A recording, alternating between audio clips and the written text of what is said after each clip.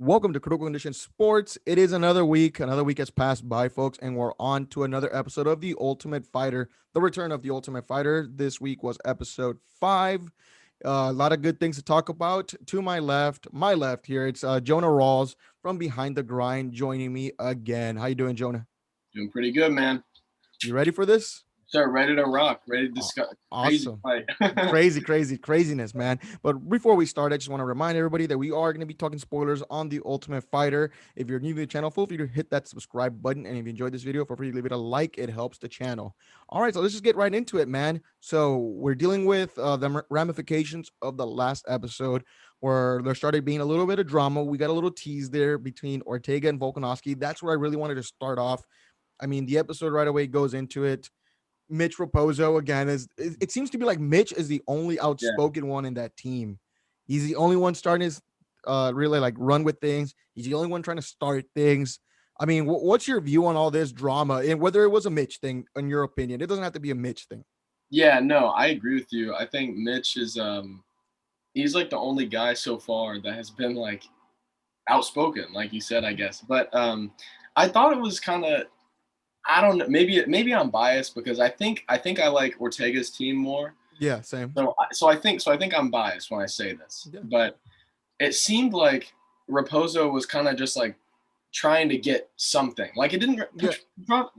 Petrovsky didn't really like he didn't really say much. Like he didn't say anything like super insulting, and it seemed like Raposo was just kind of like trying to make something out of like nothing. That's what it seemed like. But I mean, I guess you got to defend your team, so I don't know. So let me ask you this though. So Petrovsky, so what I understood is when all this stuff was going back and forth, Andre was saying, "Oh, well, at least our coach comes to our house after we win or after like the fight."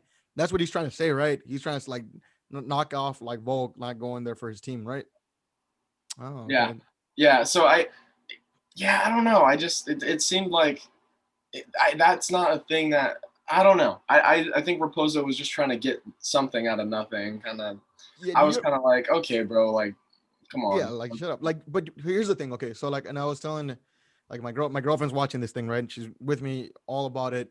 Um, I'm here telling her like, this guy's acting like a kid. Like, he's acting like his age, I guess, what people would expect a young guy to act like. But do you think that it's more of him trying to stay in front of the camera since he lost? Yeah, that's what I was gonna say. Like I said, like making something out of nothing. Like, cause Yeah, he's out, he's not gonna fight anymore. So it's like maybe he's just trying to like get more time as much as possible. Which honestly, I'd be doing too if I lost. And you yeah, have you have a set amount of time with the U. I mean, obviously he might get signed like later. A lot of these guys do, but like you're on camera for the UFC. Like, might as well make a name for yourself, even after you lost. And he's still young. He's still in his career. He's still young. Like, got a lot of time. So like, might as well just try and make a name for yourself while you can. So I don't knock him for anything, but it does seem like he's kind of just like trying to yeah. get something out of nothing. Airtime. Yeah, airtime. Yeah, there you Yeah, go. I'd be surprised, Jonah, if Mitch is one of the guys that doesn't get signed. I'd be very surprised, to be honest with you, Yeah, because he is a because talented guy. absolutely. And one loss. I mean, like, who doesn't lose, bro? Like, there's very, very, very few guys who like much less get into the UFC undefeated than stay undefeated. Like all these guys they have like one loss. Even Usman has his like he's got the one loss like Yeah, earlier in his career. I'm trying to think. everyone Wei loses. Lee had that one loss and then went undefeated. Like loss is a part of it. So like I like you said, I'd be surprised if he doesn't come back. Yeah, you know what? So I don't know. You know who Brendan Schaub is? You know yeah, about. yeah, So he's yeah, talking about it, and it puts really things in perspective. The Ultimate Fighter is the hardest tournament in hmm all of sports, in my opinion, because yeah, I mean these guys aren't millionaires, right? They're not making a crap ton of money. Some of them obviously make a living through fighting, but a lot of these guys don't. They're up and coming, and they're talented. Like Mitch Raposo had never lost a round, yeah. and you go Like up and you beat this you fight against this guy from Ukraine who's a very skilled wrestler, and yeah, you think you're good, and then you go up against that guy, or like Ryder Newman, who we've talked about on yeah. multiple occasions, who is a very accomplished wrestler. He's a high school Mhm. wrestling champ, and you go out there and lose. I mean, these are guys that are very skilled at a certain trait. The Yeah. Ultimate Fighter is the king. That's where I'm not saying that the 100% best athletes in the world are there, because there are some other great fighters in other organizations, but this is the Premier League. I mean, it is, you face all the best guys. Look at all these guys like Ryder Newman and Mitch Raposo. They're knocked off the tournament and they're very skilled, man.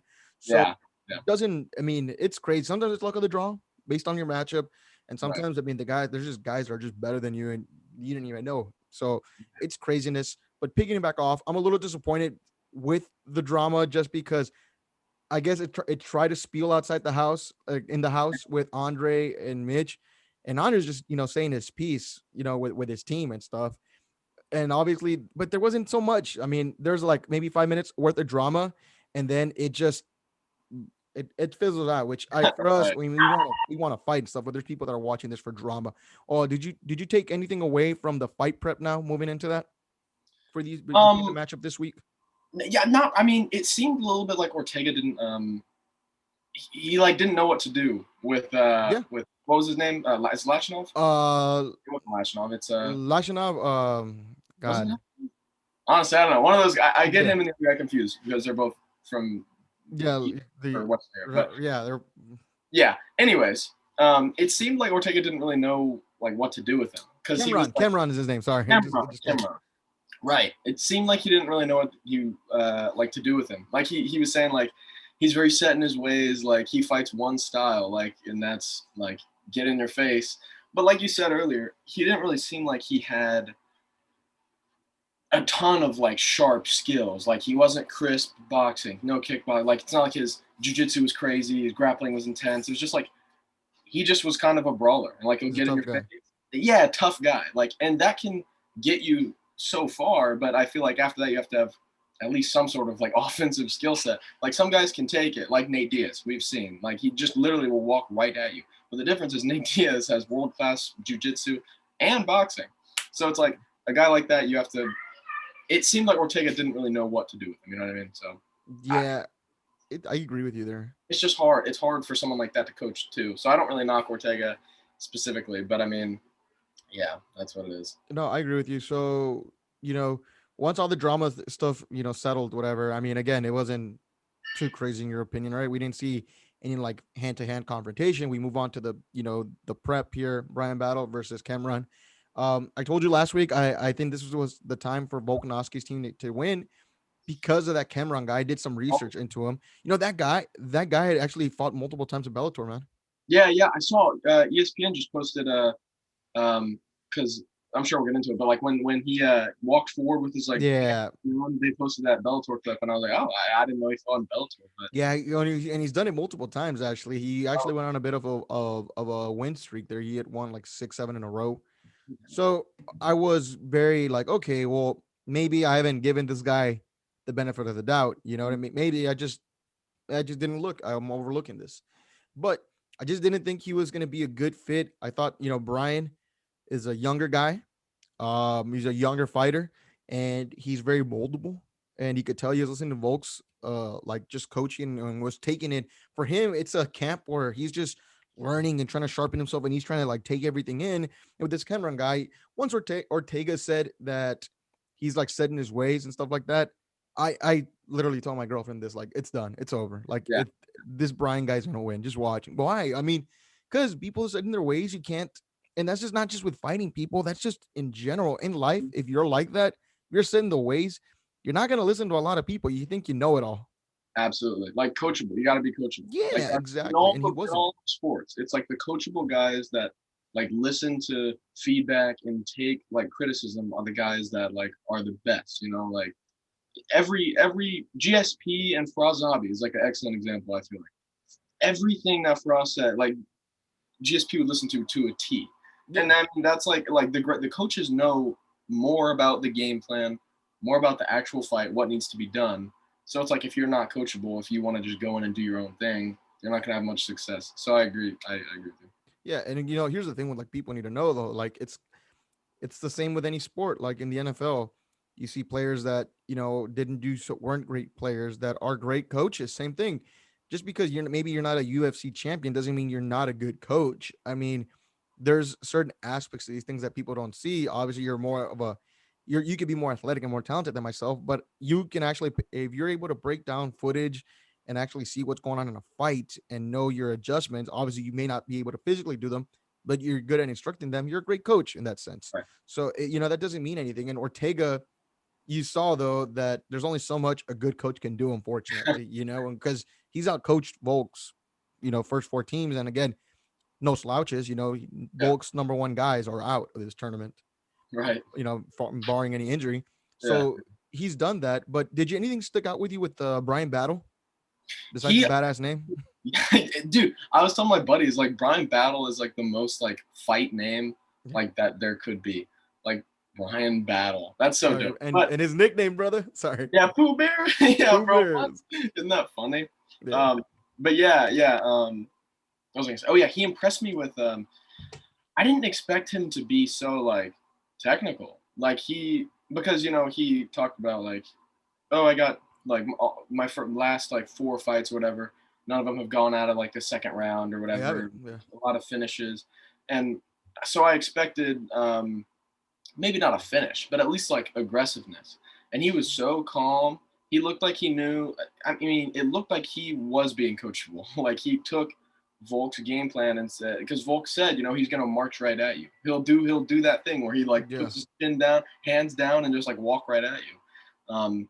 And real quick, he landed a head kick, bro. I could not believe he landed a head kick. If you can take a head kick, the shin connected right on him. And I was like, bro, how do you not even get like wobbled? That guy's crazy. He's a zombie. Yeah. Oh, so now you okay? You definitely. Yeah, sorry. I was talking about that. I No, you're. I had to take a separate. I had to take a separate like sentence to describe how wild that No, was. it was. So going into that fight though. Okay, so let me ask you this though, as we're watching the show, what side were you leaning towards? Like as far as who's I gonna win, who you thought was I gonna win? I like Bryan Battle. Okay. I like him. I think I like Ortega's team more, but I thought I didn't really have any like bold hot takes or anything. I was leaning more towards Bryan Battle because I Like you thought liked he was him. gonna win? Yeah, I thought he was gonna Yeah. win. I liked him leading up to it.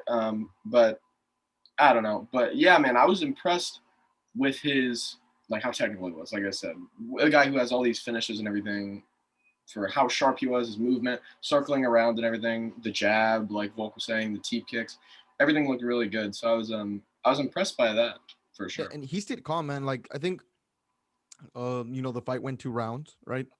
And I think like the first minute and a half, Kemran was going at him, and he Yeah, kept like moving forward and yeah, pressing against the cage.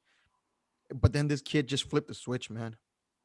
Understood what was going on, listening to the coaches.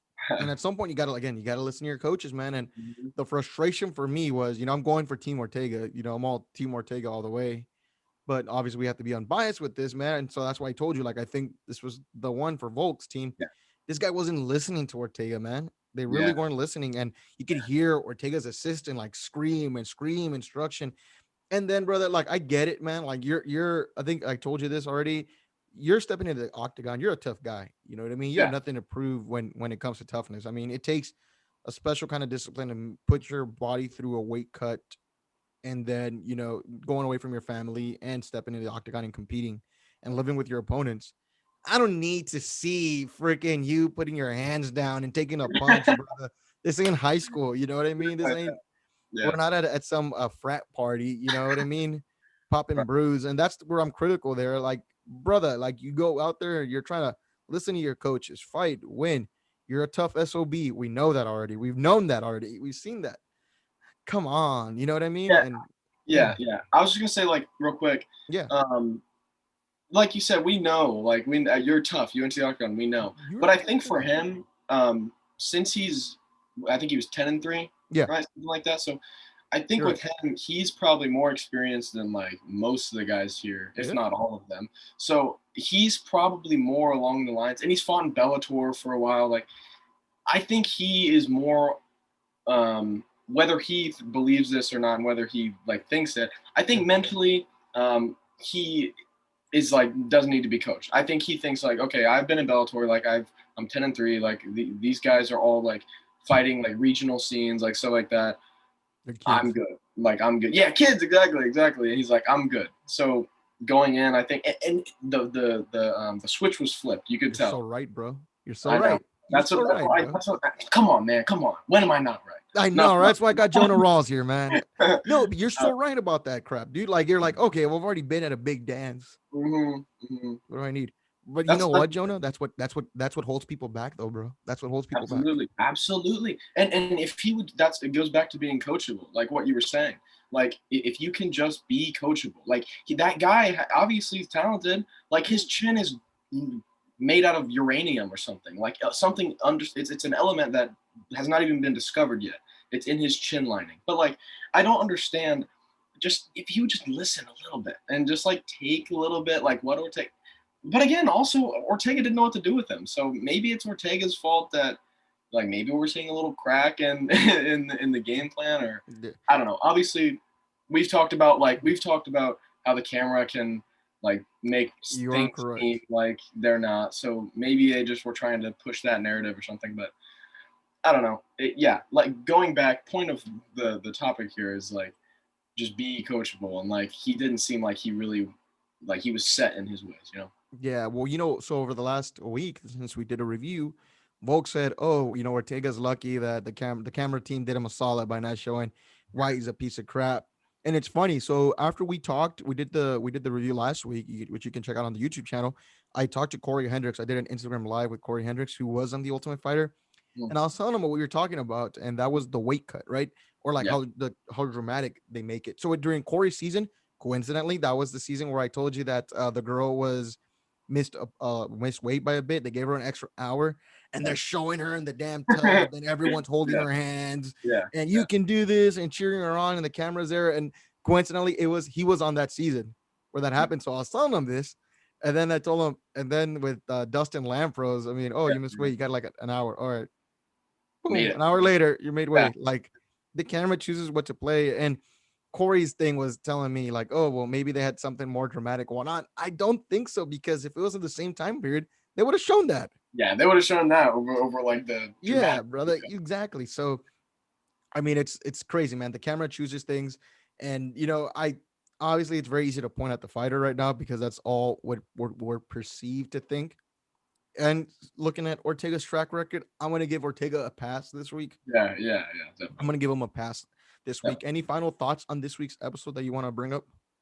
I just that was just a fun fight for a decision fight. Yeah. I thought it was entertaining. It was very entertaining, but unfortunately, for Lachinov, or Kemran, yeah, Yeah. Kemran, it Told you. didn't really like. We don't need entertainment from you, Doug. We need a win, like Yeah. From Ortega's team. You know what I mean? Like it was entertaining. It was fun, but like That chin though, goddamn, bro. That crazy. It chin. was crazy. Brain And battle, dude, just throwing those punches. You're like, oh. ESPN posted that clip too of him in Bellator, and this dude, I don't know the gentleman's name, but he landed like it was like it was either a hook or just like a cross, but it landed, bro. It was like that knocks out 99.9% of the human population, but this man doesn't exist. Like he's not real. He's a mythical. He doesn't exist. Else once the show ends, he like isn't real anymore. Well, He came to this earth for one thing, is to eat punches. now, what'd your thought process be, bro? If you're like boxing somebody and you're punching and he gives you straight shots and you That's land like 3 shots, he doesn't go down. What would you think though, man? God damn. That's all I was telling my friends, like, bro, like, sorry. No, He you're was good. like, what do you do? He was like, what do you do, like, in that instance? Like, if you land your best shot. I've asked fighters this before, whenever I'm, like, interviewing them. I forget who I think it was Josh Friend. I interviewed Okay. Josh Friend from LFA.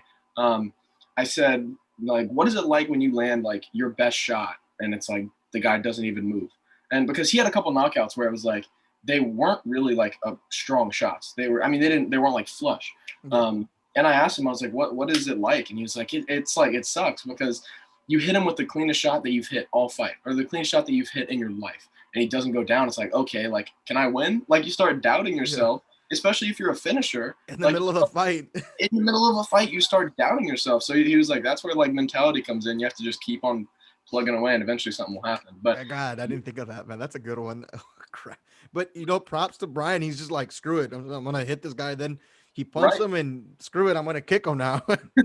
he kicked him, and then luckily it didn't turn into a takedown. But like he landed that head kick, and I was like, I was watching it, crazy, bro, crazy. That guy's a caveman. Yeah, it's crazy. And unfortunately though, didn't impress the boss though. Dana White did not seem Yeah, very impressed. He's like, all right, well, again, what we've been saying, he's a tough guy, and that's it. that's what he He's said. got a He was like, crap load of tough guys in the UFC. exactly. Dana was like, the only thing that he showed today is that he's got a hard head. Yeah, Yeah, so that's not very accurate. good for Kemran. I don't. Here's one. Sadly, again, critical here. He's one of the guys I don't foresee the UFC picking up, but we'll see. Obviously, we stand to be corrected here. Now, Absolutely. as we're ending this, we're ending this episode here. Very surprised, man, with the fight pick, but I am so freaking ready. You know this. Everyone that knows me knows this. Dan Argueta against Ricky Torcios. I don't know how to pronounce this. Ricky's from Houston, Texas. Got a couple buddies that know him personally. They were telling me nothing but great things about him. The UFC's had him on his radar, like Dana said, and Dana seems to believe he's the pick to win. Dan Argueta, though, brother, I feel bad. He picked the wrong guy. Seriously, he picked the wrong Tough guy, man. man. Buy that Dan Argueta stock. I've been telling you all this time, man. I've I got mean, my he's the pick, brother. He's the I've pick. got my faith in you, bro. I got my faith in you. And I hope I'm right on this one. I hope I just didn't jinx the guy in the biggest fight of his life. I'm riding high on him. I'm excited for this week's, man. I'm excited. I'm Dude, really excited for so this week. excited. Not only because Dan, I'm excited for Dan. Don't get me wrong. All Yeah. right, I'm excited for Dan because you've hyped him up, and I'm like, all right, let's see what this kid's got. But I'm excited for Ricky too because we haven't really seen anything from him. Because I feel like I said this on the first episode. Yeah. There was a line that Volkanovski said. He was like, Ricky's out in his own world right now, and he was just seemed like kind of weird, like a weird guy. I could be completely wrong, and again, the camera shows people what they want. But I thought that Ricky was gonna be kind of like this, like Tony Ferguson type, like Yeah. just kind of a weird, like Wild. wild, yeah, like kind of guy. But so I hope this week we see, like in the home videos and stuff like that. I hope this week we see a little more, of Ricky. I mean, we will, of course, but Yeah, of course. That's the good thing about it. of course, yeah. So I'm excited for that, but I'm excited for Dan too, man. This is gonna be one of the good ones. I'm Yeah, excited. I think so. I have very high hopes for this. Obviously, everyone knows that Dan's been a guest on the show. We've talked on him multiple times. He's such a he's an awesome person, man. Can't say enough good things about him. Buying the stock, you know what? I'm very excited. Dan's he's been pro a little bit over 2 years. Like Dana said, 5-0, man. This guy not only has all four finishes in the first round, but he trains, man, with absolute freaking killers. TJ Dillashaw, Juan Oh, Archuleta. He yeah, trains with Bryan Ortega, so Bryan knows this. So this is going to be one of those things where the coaching is going to be easy for Bryan. yeah. He And already knows. Like he already knows yeah, Ortega's style. He knows what he's gonna say. Like, yeah, I, he trains with them. So it's going to be a very interesting matchup. Against the guys that I've known him train with Ricky. yeah, Very um, slick grappler. Out of Gracie Barra over there in Houston. He's got his own like business and stuff over there. And I mean, he's an absolute killer too. So it's gonna be one of the good ones. Prank war is gonna start here for the Ultimate Fighter, man. We got a little clip. I think things are gonna start to go crazy. I hope it's not a letdown, man, because people have been wanting some drama. yeah, It's gonna be fun. I mean, I'm excited to see how Volk retaliates with this, man. yeah. Yeah, Me when too. he said that, oh look, the donkey's got your smile, that made me laugh. I'm not gonna lie. The donkey's got your Anything you're looking forward to for next week? dude. Yeah, I didn't even think about real quick. I didn't even think about the pranks. Like I completely forgot about that. They like Mhm. showed that little like quick promo of it. Like Yeah. that's gonna be fun, bro. I would be so upset if someone took the tires off my car and replaced them with donkeys, Yeah, bro. bro. That's a little bit more than a prank. That's like kind of, I don't know. I'd be upset, but Volk seemed like he was fine. So I don't know. But yeah, next week should be a good one. The pranks and Ricky and Dan gonna be one of the best ones of all season so far. Definitely. We'll be back here with another review, man. Next week's gonna be such a big one though, man. That episode, Conor McGregor versus Dustin Poirier 3. Got a lot of stuff. I'm sure you got a lot of stuff for Behind the Grind going on. They're always pumping out such amazing content, great scoops, man, that these guys get over there. Fantastic work. I'm gonna link their website on the description of this video, folks. Once again, this was Jonah Rawls from Behind the Grind joining me, and Jose Matos from Critical Condition Sports. I'll catch you later, guys. Goodbye.